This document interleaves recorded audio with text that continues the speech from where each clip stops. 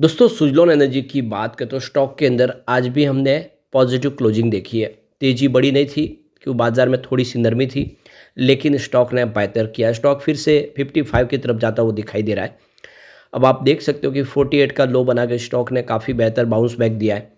इसके बीच में कुछ बड़ी अपडेट निकल के आ रही है जिसको इस वीडियो के माध्यम से हम डिस्कस करेंगे। यहाँ पे रूमर को लेकर क्लेरिफिकेशन दिया गया है। लगातार सुजलॉन अपना क्लेरिफिकेशन देते हैं।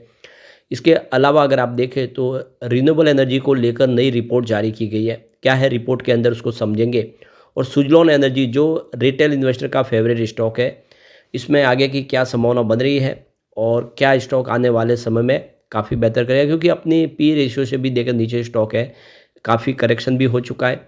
और एक समय जो स्टॉक काफ़ी बेहतर किया करता था 2008 के पहले, उसके बाद में जब गिरावट का दौर शुरू हुआ काफ़ी नीचे आया। कोविड काल में तो स्टॉक बिल्कुल पेनी स्टॉक बन गया, लेकिन उसके बाद में फिर से बेहतर प्रदर्शन किया।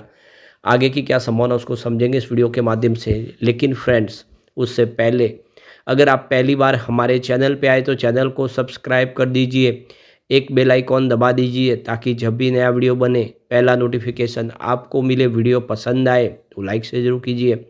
चलो फ्रेंड्स, वीडियो स्टार्ट करते हैं। मैं हूँ आपका दोस्त SB दवे और हमारे अपने चैनल ऑनलाइन कमाई में आपका बहुत बहुत स्वागत है। तो सबसे पहले आज के कारोबार की बात कर ले तो 54.84 पर क्लोजिंग थी। 1.26% की तेज़ी देखने को मिली। इसकी परफॉर्मेंस को अगर देखें तो पिछले 3 महीनों का हाई इसका 70.18 के आसपास है। और यहाँ पे अगर हम इसके 1 ईयर का हाई देखें तो वो 86.04 का है। और ये इसका 5 ईयर का हाई भी है। तो पिछले कोविड काल के बाद पहली बार इसने 86 को छुआ था, उसके बाद में गिरावट का दौर शुरू हुआ तो स्टॉक नीचे आया। तो 3 मंथ का लो अगर देखें तो इसका 47.81 का जो भी पिछले दिनों बना था वहाँ से इसने एक अच्छा खासा बाउंस बैक भी दिया। और 1 ईयर का लो देखें तो इसका 35.50 के आसपास है, 35.5 का। और 3 ईयर का लो इसका 5.42 का है। तो देख सकते हो कि स्टॉक वहाँ से काफ़ी बेहतर किया है। और 5 ईयर का लो 1.56 है, जो कोरोना काल में आया था। जब कोरोना में तो सभी स्टॉक धराशायी हो गए थे, उसमें सुजलॉन भी नीचे आ गया था, लेकिन उसके बाद में इसने जिसने खरीदारी की उसको बेहतर रिटर्न तो मिला ही है। अब जो बड़ी अपडेट निकल के आ रही है, सुजलॉन एनर्जी के शेयर में कल फिर से मटेरियल प्राइस मूवमेंट हुआ था MPM। और ये नोट किया गया था 9:52 पर सुबह 10 बजे के आसपास, जिसमें काफ़ी तेज़ी से वॉल्यूम बढ़ा था। और देखो कि शेयर की प्राइस भी बढ़ी थी, कुछ बड़ी डील हुई थी, जिसको लेकर इन्होंने अपना क्लेरिफिकेशन दिया है कि इसमें हमारी तरफ से कोई अनाउंसमेंट नहीं हुआ है, कोई इवेंट की जानकारी नहीं दी गई है। तो जो प्राइस मूवमेंट हुआ है ये बाज़ार की वजह से हुआ है, इसमें हमारा कोई भी रोल नहीं है। ऐसा कोई हमने अनाउंसमेंट नहीं किया जिसकी वजह से इसको ट्रिगर मिले। तो इसकी जानकारी एक्सचेंज को दे दी गई। जो रूमर था उसका क्लेरिफिकेशन कर दिया गया है सुजलॉन की तरफ से, जो लगातार करते हैं। अब यहाँ पे फेवरेट स्टॉक देखिए, जो रिटेलर जो है उसमें देखिए तो Suzlon energy, yes bank, Tata power, NTPC, IRFC और जियो फाइनेंशियल सर्विस, ये कुछ फेवरेट रिटेलर के स्टॉक है जिन्होंने उनका काफ़ी बड़ा निवेश है। और आप देख सकते हो कि उनमें वो लगातार खरीदारी भी करते हैं, लेकिन ये स्टॉक काफ़ी नीचे आए, इनमें काफ़ी ज़्यादा ड्रॉप देखने को मिला है। तो जियो फाइनेंशियल सर्विस की बात करें तो ये अपने ऊपरी प्राइस से 26% गिर चुका है, यानी लोगों को काफ़ी ज़्यादा नुकसान दिया इसने। लेकिन जेम फाइनेंशियल का मानना है कि स्टॉक अब निफ्टी का हिस्सा बनने जा रहा है और मार्च से ये निफ्टी के अंदर आ जाएगा, निफ्टी 50 में। इसकी अनाउंसमेंट है वो 21 फरवरी यानी कल हो सकती है, कल इसकी जानकारी मिल सकती है 21 फरवरी को। और फिर ये जियो फाइनेंशियल जो है वो निफ्टी 50 के अंदर आ जाएगा। उसके बाद में आप देखें तो इसकी वैल्यू थोड़ी और बढ़ जाएगी। अब IRFC की बात करें तो यहाँ पे 20% की ड्रॉप देखने को मिली है। सुजलॉन एनर्जी की बात करें यहाँ पे भी 18.64% ऊपरी प्राइस से नीचे गिर चुका है। और टाटा पावर की बात करें 13.44% की गिरावट हुई है। यस बैंक में 10.91% की गिरावट हुई है। NHPC और टाटा मोटर्स की बात करें तो यहाँ पे 9.55% की गिरावट NHPC में हुई है और 9.7% की गिरावट टाटा मोटर्स में हुई। तो ये से जो स्टॉक है वो सारे रिटेलर के फेवरेट स्टॉक है जिनमें काफ़ी बड़ा निवेश है। 2 लाख रुपए से नीचे जिनका निवेश है वो रिटेलर कैटेगरी में आते हैं। जो छोटे निवेशक है उन्होंने इन शेयरों में काफ़ी बड़ा निवेश किया हुआ है और वो सारे नीचे आए तो लोगों को नुकसान तो हुआ ही है। अब रिन्यूएबल एनर्जी को लेकर एक जो नई रिपोर्ट जारी की गई है कि यहाँ पे 2027 तक ये जो रिन्यूएबल एनर्जी की जो कैपेसिटी है, इंस्टॉल कैपेसिटी, वो 27% को टच करेगी। यानी जो टोटल इलेक्ट्रिसिटी कंजम्पशन होगा उसमें 27% का जो योगदान होगा वो रिन्यूएबल एनर्जी के माध्यम से होगा। तो देख सकते हो कि इंडिया की जो रिन्यूएबल एनर्जी की जो कैपेसिटी है इस समय 2024 में 21% के आसपास है। टोटल इंस्टॉल कैपेसिटी में 21% योगदान रिन्यूएबल एनर्जी का है। यह 2027 तक 27% पे चला जाएगा और इसमें सबसे बड़ा जो आप देखें प्ले रोल करेगा तो सोलर फोटोवोल्टिक होगा, जो लीडिंग रोल प्ले करेगा।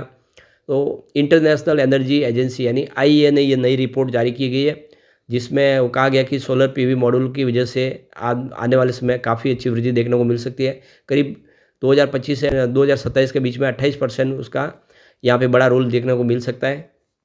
इसमें सबसे बड़ा जो रोल है वो है पीएम सूर्य घर मुफ्त बिजली योजना का। इसकी वजह से सोलर सेक्टर में तेज़ी आई है और लगातार आप देखें सरकार के इस स्कीम का फ़ायदा लोगों ने उठाया और काफ़ी सारे करीब 10 मिलियन हाउस होल्ड ने यहाँ पे इसका योजना का फ़ायदा उठाया। 30 गीगावाट कैपेसिटी ऐड हुई है इसकी वजह से। तो इस स्कीम के तहत 60% सब्सिडी सरकार देती है और बहुत सारा इंसेंटिव देती है, डिस्कॉम की तरफ से भी बेनिफिट मिलता है, जिससे लोग सोलर जो फैसिलिटीज़ है उसका फ़ायदा उठा रहे हैं। इसके अलावा जो सिंप्लीफाइड रूल्स किए गए हैं सोलर प्लांट के इंस्टॉलेशन के लिए, उसका भी फ़ायदा देखने को मिला है। 2024 में इलेक्ट्रिसिटी राइट ऑफ कंज्यूमर में अमेंडमेंट किया गया रूल्स के अंदर, जिसकी वजह से देखें तो 10 किलोवाट तक का जो किसी भी प्रकार की बिजली के इंस्टॉलेशन के लिए कोई ज़्यादा रिक्वायरमेंट की ज़रूरत नहीं है। इसके अलावा national electricity plan target 500 gigawatt renewable energy 2030 तक के लिए लाया गया, उसका भी बेनिफिट देखने को मिला, जिसकी वजह से सरकार ने जो अपनी कोशिश की उसका नतीजा देखने को मिला है।